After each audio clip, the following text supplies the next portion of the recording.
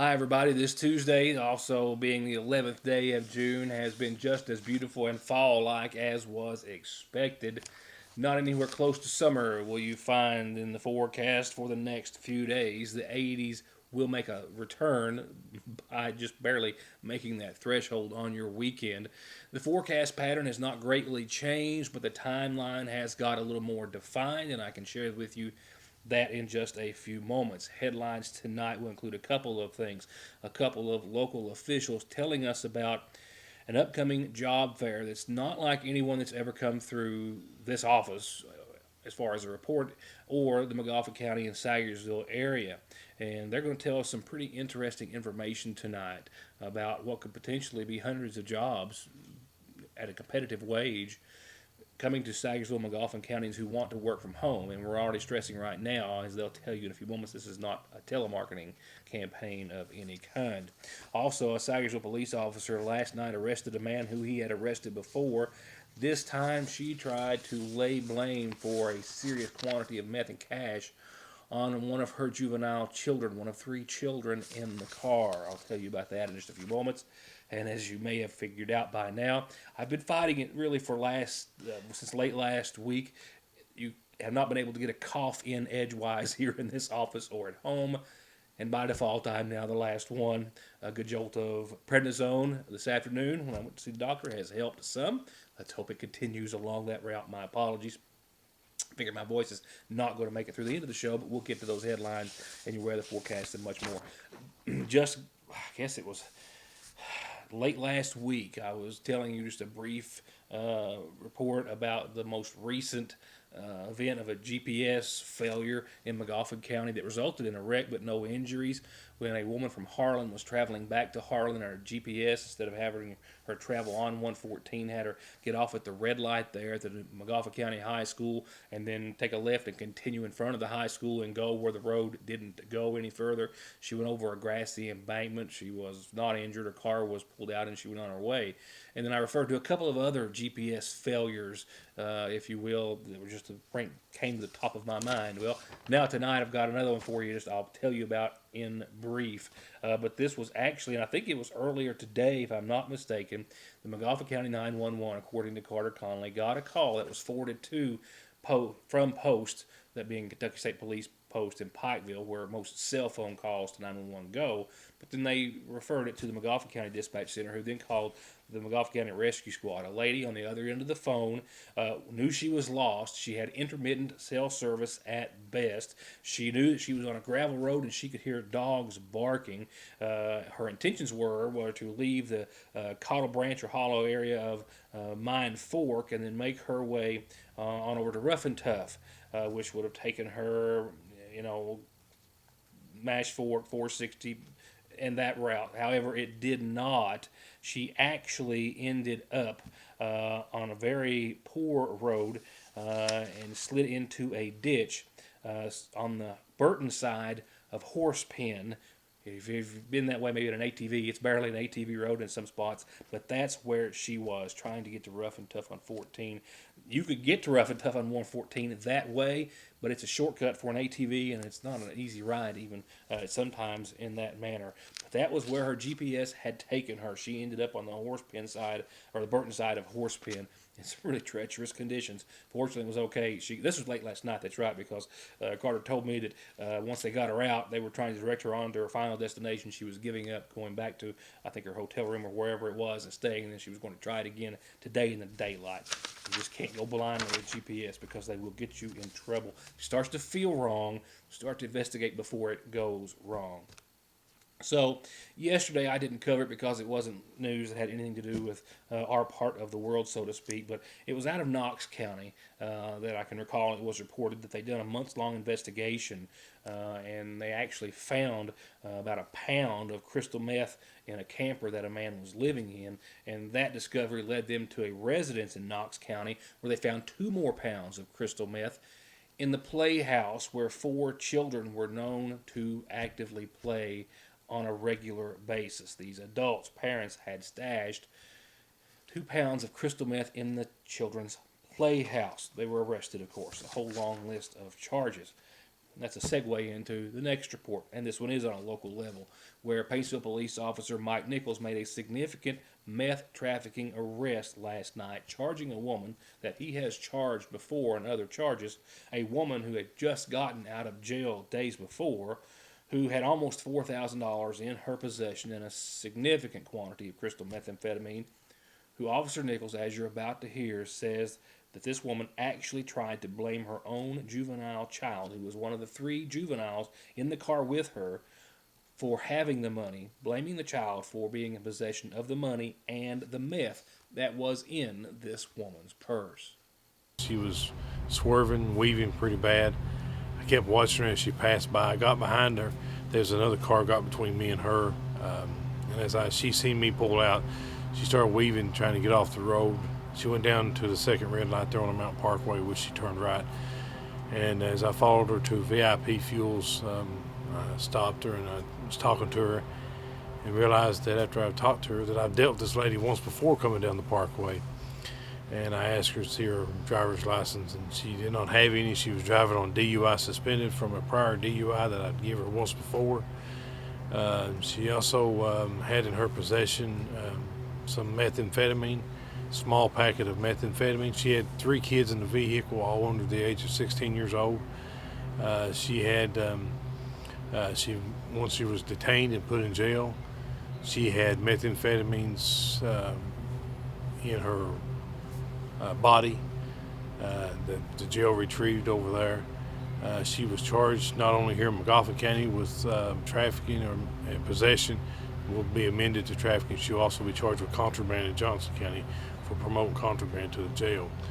But ironically, the problem that we have is I've had to call social services in, and this lady tried to put all of her drugs over on her 16-year-old child to try to get her child to take it so she wouldn't have to go to jail. I explained to her I found some methamphetamine. She's seen where I found it.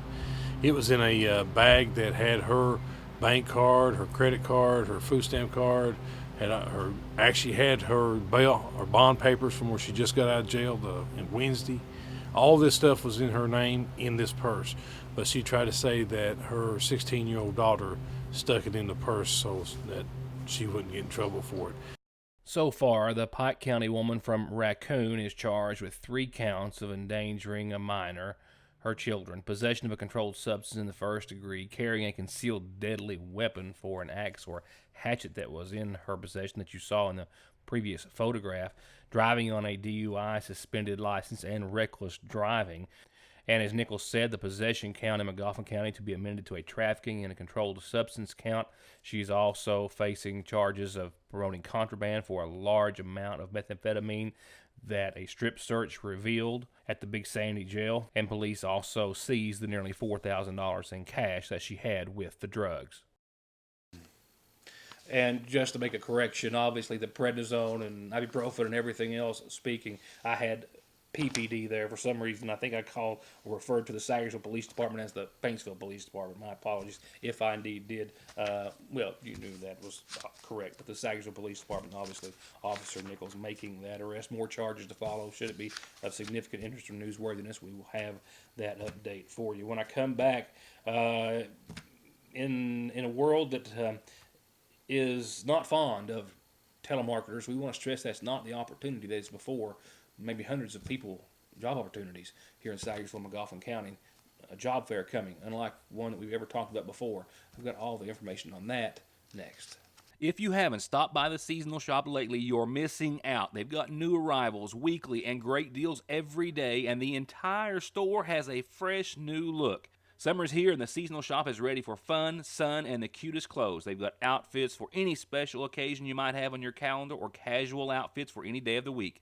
So come in and let them help you select the perfect outfit, and don't forget the jewelry. They've got a large selection of some of the most unique jewelry in the area, and they've got everything you need for your pool or beach days with bright, beautiful cover-ups and caftans, sunglasses, towels, and hats. And new patchwork Kentucky hats with a heart over Sagersville are the perfect way to keep the sun off your face. At Fraser's Prater Drugs Seasonal Shop.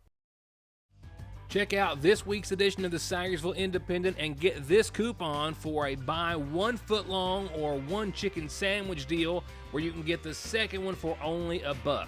That's right, get the coupon and get a footlong or a chicken sandwich and get a second one for just $1. And here's a little hint, you can get the coupon at your Sagersville Lee's Famous Recipe. It's a no-brainer, and it's buy one, get one for $1 on our famous footlong with chili or chicken sandwich. SSI and disability cases are harder to win these days. You need all the help you can get. If the government has turned you down, I will not. Many factors are considered when a claim is being processed, like your age, education, physical, and mental disabling conditions. When it comes time to winning your disability case, you should not face a federal judge alone. You need an attorney who is experienced, determined, hardworking, knowledgeable, and dedicated to helping you win benefits that you deserve. If you need help with your SSI or disability case, call me, Donald Wayne McFarland, and let me go to work for you.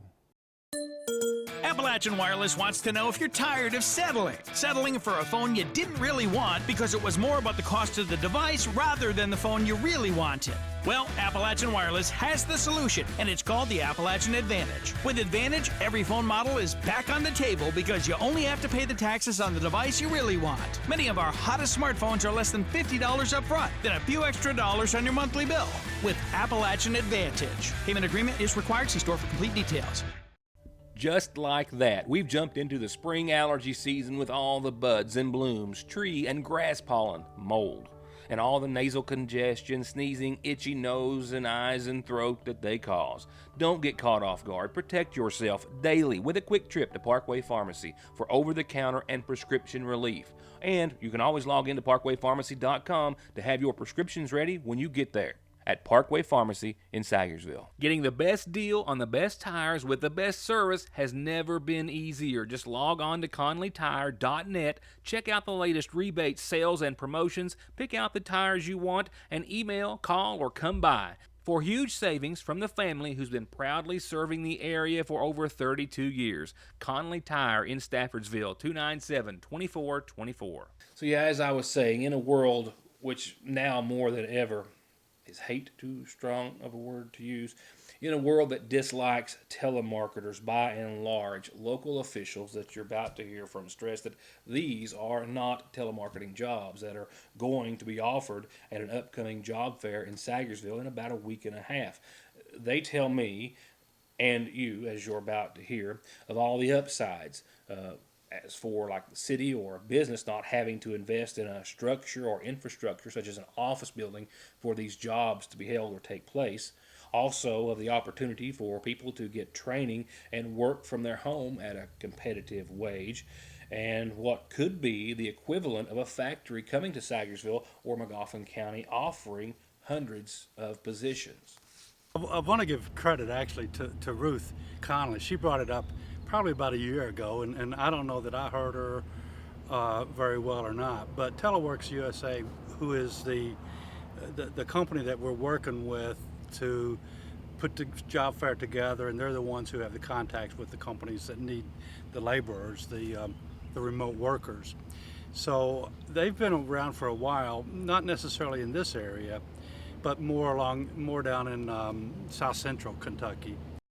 From there, Gardner says that there were more conversations about the opportunities for Sagersville and Magoffin County, and that those conversations led to looking into remote employment options, and ultimately reaching out to the Teleworks company, who says that they have seen great success in other Kentucky counties, beginning with job fairs just like this one.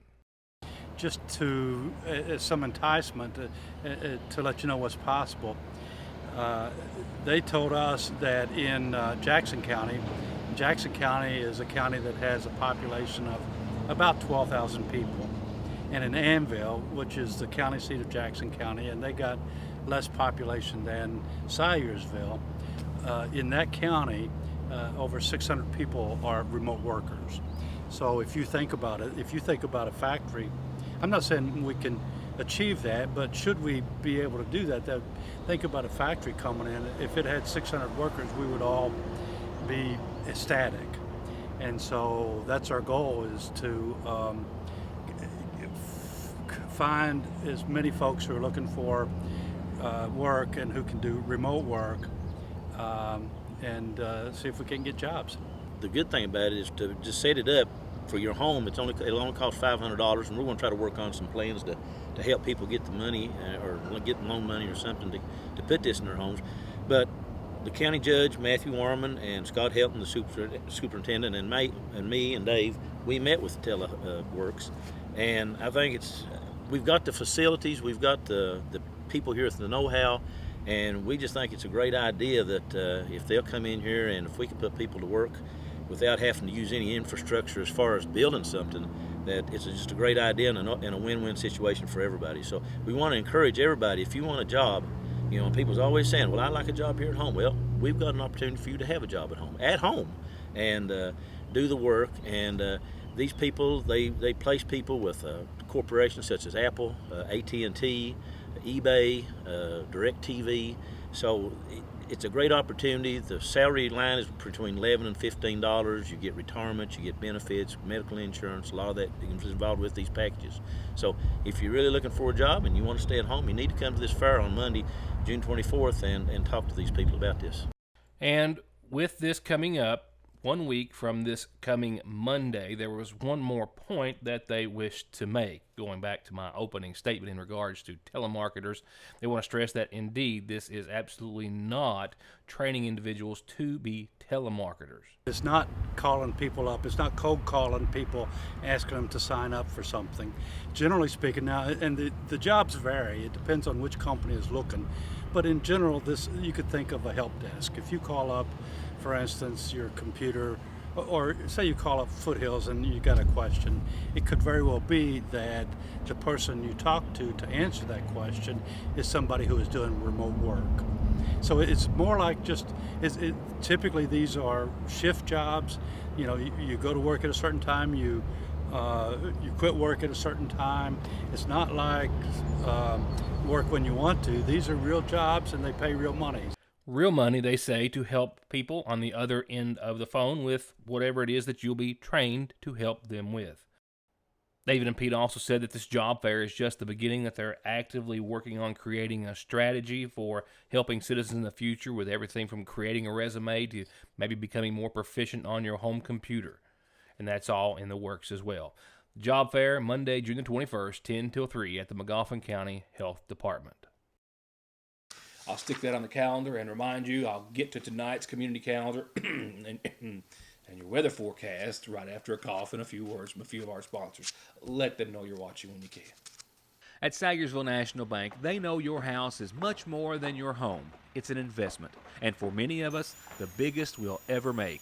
And whether it's for needed repairs and maintenance, or a new addition or renovation to give you some more room and more equity, let Sagersville National Bank deal with all the financial work and worry.